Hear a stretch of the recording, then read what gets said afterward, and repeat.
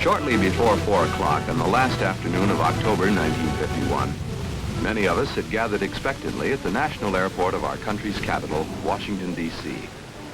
Our eyes looked eagerly toward your royal plane as it descended and brought you for the first time to the United States of America. We had always wanted to meet you and know you, and we were glad that you could spend the next 45 hours getting to know us.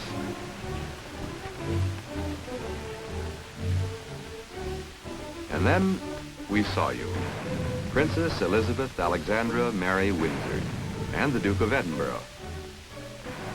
A 21-gun salute roared out. It was your welcome to Washington. We hoped it sounded like a great big hello. You were first greeted by our President, Harry S. Truman, his wife, Mrs. Truman, and his daughter. Our foreign diplomats and cabinet ministers and their wives were also anxious to meet you, and you shook their hands. Nobody curtsied or bowed. You wanted us to be ourselves, and we were.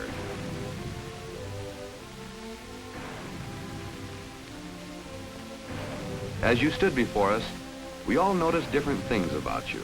The charm of your smile, the blue of your eyes, the brightness of your face. President Truman next led you to the speaker's platform. He was speaking for all of us when he said, "It certainly is a very great pleasure for me, as the President of the United States, to welcome you to the capital of our country. And on behalf of the government and the people of the United States, I bid you a most hearty welcome. I think your visit will improve, if that's possible, the cordial relations which exist between our two great countries. And I hope that while you're here, you'll have a very enjoyable time." I remember with a great deal of pleasure the visit of the King and the Queen while I was in the United States Senate. It happened to be my privilege to be presented to them when they held a reception at the British Embassy here. I also had another very pleasant visit with the King on the Renown in Plymouth Harbor when I was on the way home from Potsdam. And we had a most pleasant visit and conversation on world affairs as it affected Great Britain and the United States. I hope while you're here, you'll get a chance to see a great many of our people. I'm sincerely sorry that you can't go from one end of the country to the other as you did in Canada and let everybody in the country have a chance to get acquainted with you, because whenever Margaret tells me that whenever anyone becomes acquainted with you, they immediately fall in love with you. She had a most pleasant visit in England, and I hope that we'll be able to make you feel as happy as she was when she came back home from there. It's a great pleasure, Mr. President, for my husband and me to be visiting you here in Washington. During our trip through Canada, I heard much of the warm goodwill shown by the people of the United States towards the people of Canada. And I am glad that before sailing for England, we had to have this chance of seeing at least something of the country with which the whole British Commonwealth has so many friendly ties. I know it is never possible to understand a country as great as this by visiting only its capital, even such a splendid one as Washington. But so much of the history of the United States has been enacted here, and so many memorials of your national achievements stand here, that I hope before I leave to see a little deeper into the sources of your great strength. In that other proud capital where I live, and in Canada from where I have just come, we also are determined to work with all our strength for freedom and for peace. Thank you very much. Thank you very much. Care to inspect the door?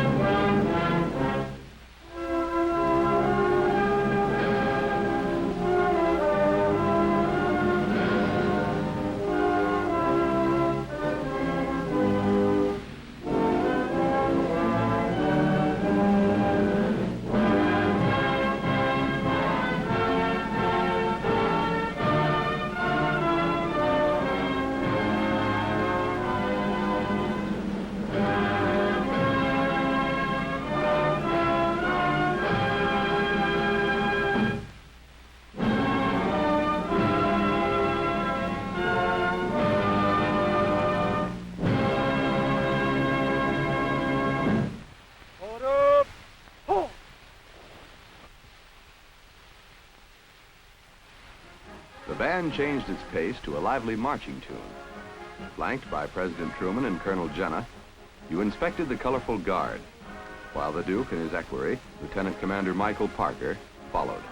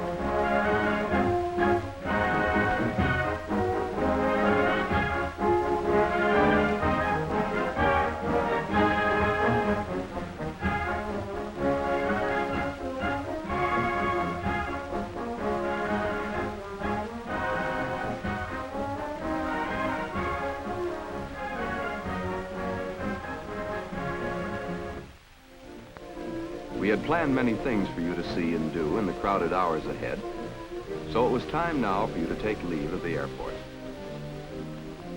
Although autumn had officially descended upon Washington, the weatherman was feeling as hospitable as we felt, and he gave us a warm, balmy afternoon. Actually, it was our good fortune, for we could see that much more of you, as you, the President, and your friends made the trip to the city in open cars. It was an adventure for all of us as your 7-mile journey got underway.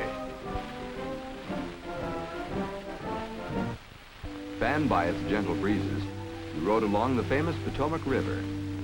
We couldn't have given you a more fitting introduction to our United States, for along these picturesque, historic shores, many different tides of American history have left a distinctive watermark upon our government.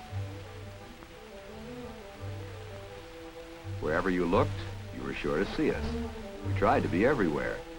We were waiting for you as you crossed our beautiful Arlington Memorial Bridge. You saw us again when you approached the Lincoln Memorial, erected to the memory of our 16th president. More than 500,000 of us had left our homes and offices to catch a glimpse of you. It was a holiday none of us will ever forget. Along Constitution Avenue, you passed the Munitions Building and the Navy Department, both of which sweep impressively for several blocks.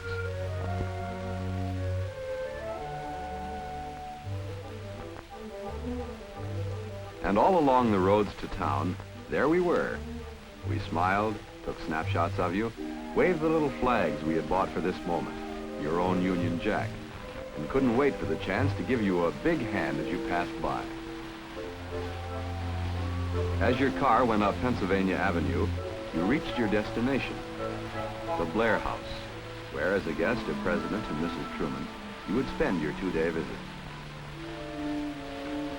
You remained graciously on the curb so that we could have a lingering look at you before you disappeared inside.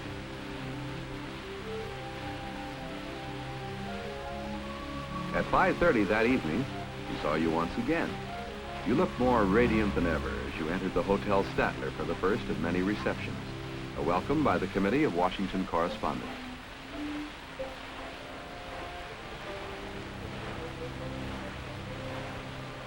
As you proceeded to your position of honor at the table, you were formally introduced by the chairman of the committee in charge, Paul Wooten.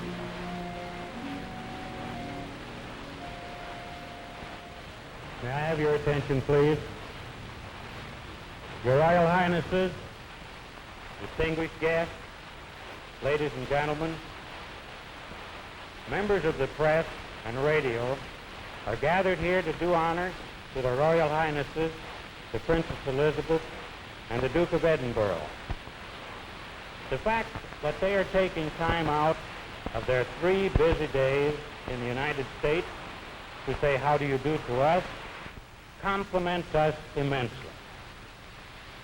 We are grateful for this opportunity to meet them face to face. The commando technique runs in the Mountbatten family. His Royal Highness, the Duke, a member of that family, captured the most desirable bride in the world.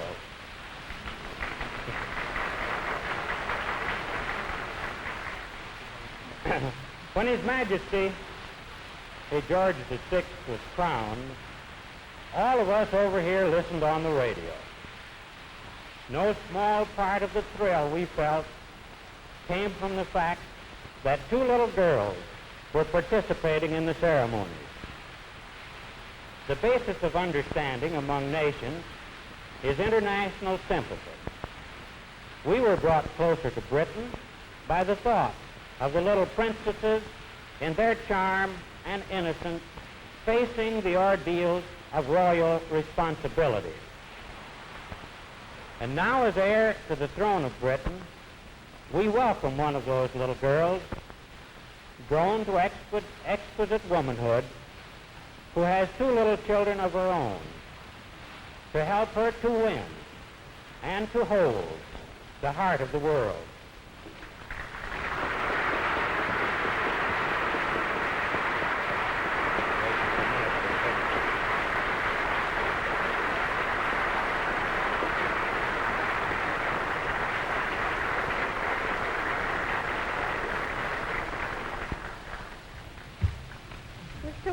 Ladies and gentlemen, in those anxious days, I think we felt something of the real friendship and unity of purpose which binds, and I'm sure will always bind, our 2 nations together. Our only regret today is that our first visit to the United States has to be limited to your beautiful capital city. Need I tell you, however, that we hope very much that it will be possible to come back again before too long. My husband and I are most grateful to President Truman for asking us to Washington and for this opportunity to meet him and his family. I'm sure we are going to enjoy every moment of our stay here.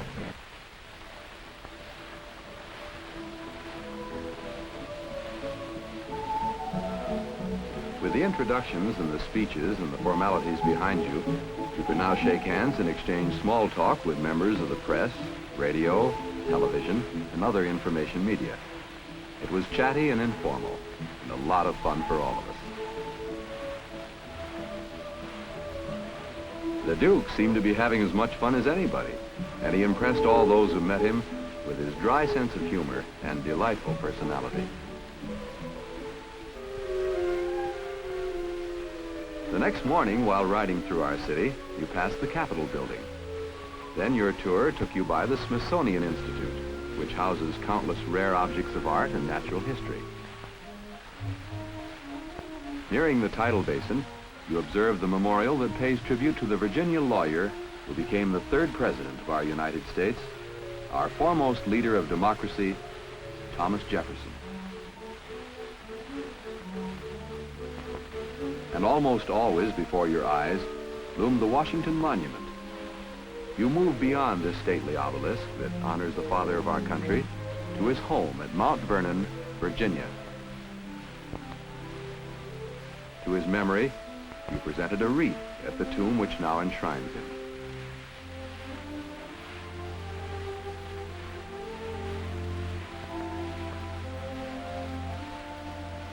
Above the tomb is inscribed the legend, "Within this enclosure rest the remains of General George Washington."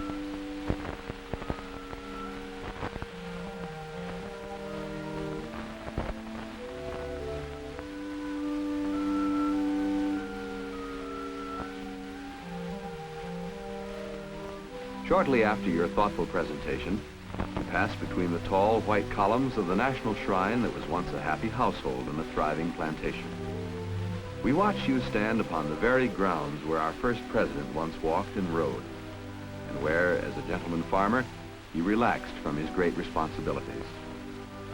Inside, you had affixed your royal signatures to the guest book of visitors who want to be remembered.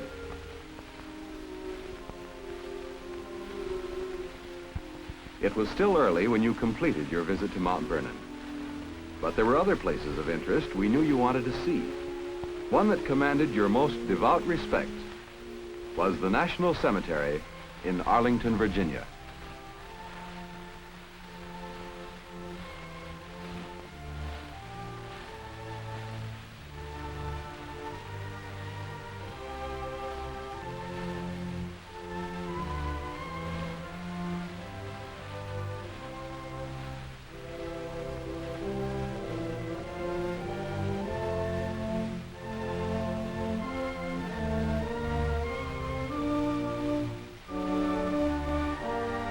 As you and the Duke stepped forward, you presented a wreath at the tomb of the unknown soldier.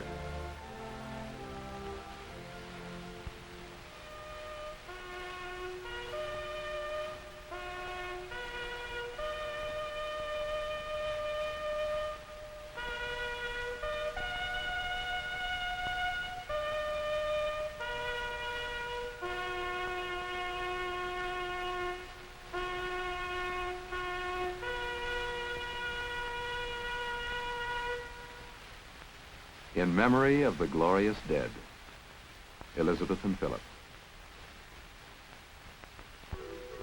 Next morning, you saw the Episcopal Cathedral with its exquisite British and Canadian windows and the silver candlesticks presented by your father. A little later, you arrived at the Library of Congress. Just outside, a young child expressed the affection of every Girl Scout in America when she presented you with a bouquet. Even the damp weather couldn't affect our enthusiasm. We still flocked around you as you entered this noble institution of culture and knowledge.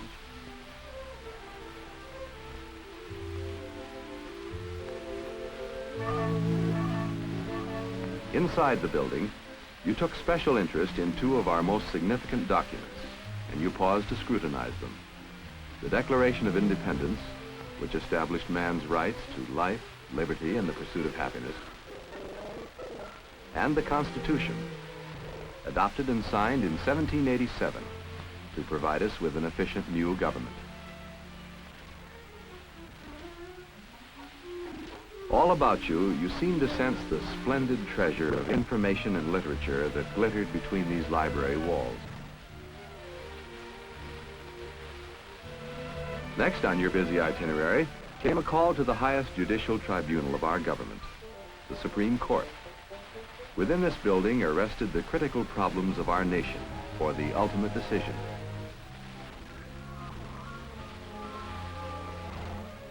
You soon left the office of Chief Justice Fred M. Vinson, where you and the Duke also chatted a while with the associate justices and their wives. All of us knew what your next move would be, the Capitol, for all roads lead to this majestic symbol of our democracy.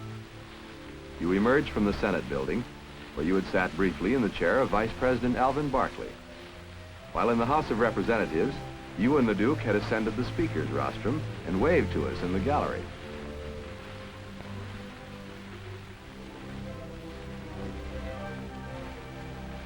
Well, that just about concluded your sightseeing tour.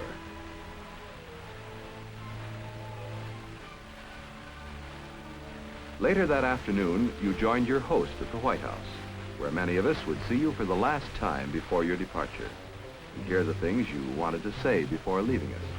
Mr. President, we have spent 2 very happy days as your guests. Before we leave, I am therefore very glad to present to you a gift from my father, the King. I feel that this ceremony makes a fitting climax to what has been a delightful and memorable occasion for both of us. The renovation of the White House has attracted interest all over the world. Everyone knows how closely it has been bound up with the history of your country and how important it is to your people as a symbol of national pride. If it had been impossible to preserve this beautiful building, many people in Britain would have shared your disappointment.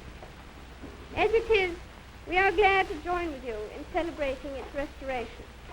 And my father, who has many happy memories of his own stay in the house, has wished to mark the event with a personal gift. It gave the king great pleasure when he found the overmantel which is before you now. The work of 18th century artists, and embodying the finest British craftsmanship, it seems perfectly suited for the place which it will occupy. It gives me great pleasure, on behalf of my father, to present this overmantel to you. It is his hope, and mine, that it will be a welcome ornament to one of your proudest national possessions, and that it will remain here as a mark of our friendship, so long as the White House shall stand. Thank you very much.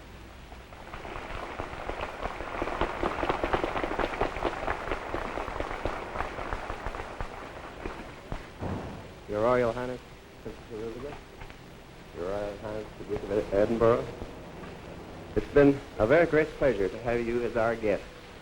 I'm sure I speak for all the people of the United States, and especially for the people of Washington. We have many distinguished visitors here in this city, but never before have we had such a wonderful young couple who so completely captured the hearts of all of us. You will leave many happy memories among the people who have greeted you here. It's very thoughtful and generous of the king, your father, to send this gift. It is magnificent. I'm especially glad that he sent us something for this building which means so much to the people of the United States. This overmantel will be placed in the White House, and it will be greatly cherished as a mark of the close ties that bind our two countries together. This country is built upon principles which we have inherited from the British people: our love of liberty, our system of justice, which is based upon the English common law, our language. These and many other things give us a strong feeling of kinship.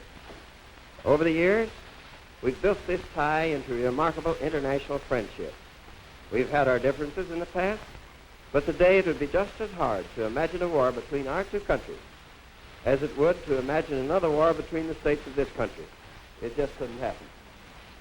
I hope the day will soon come when the same thing will be true among all the nations of the world, when war will be impossible in the world. That depends in great measure upon how well our two countries stick together and work for world peace. I am sure that we will do a better job for world peace because your visit here has tightened the bonds between us. We want you to come back again. It has been reported to me that you would like to come back again and bring your lovely children. When you do that, we hope that the restoration of the White House at that time will be finished and that you can see the gift installed in its place in the Blue Room.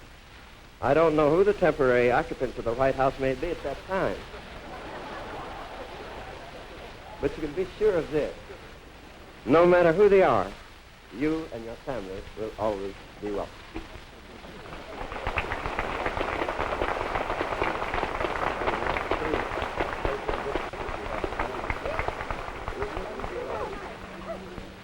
The President and Mrs. Truman looked in admiration at the precious gift, which included a rare pair of candelabra and a carved gilt mirror.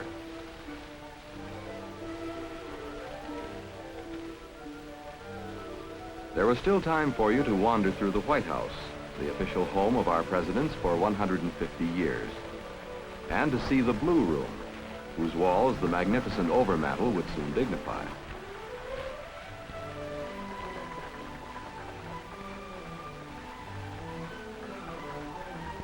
But the last hour of your visit was ticking away into small, fleeting moments, and the White House was forced to bid you a reluctant farewell. We were sorry that you had to leave us so soon, but this happy holiday of new places for you to see and new friends to meet had to make way for other places and other friends. Those of us who missed saying hello to you when you arrived at the airport are there now to say goodbye. We hope we made your two-day visit with us a pleasant one, for it was most enjoyable to us.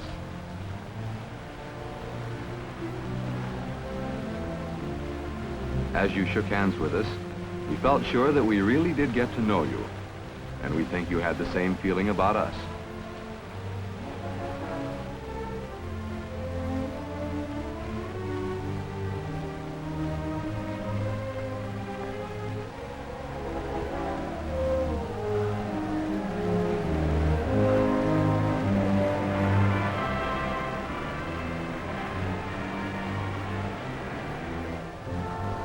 Then, as your plane lifted you away, you left behind a gift for each and every one of us, an afterglow that will linger brightly until we can say to you, welcome back.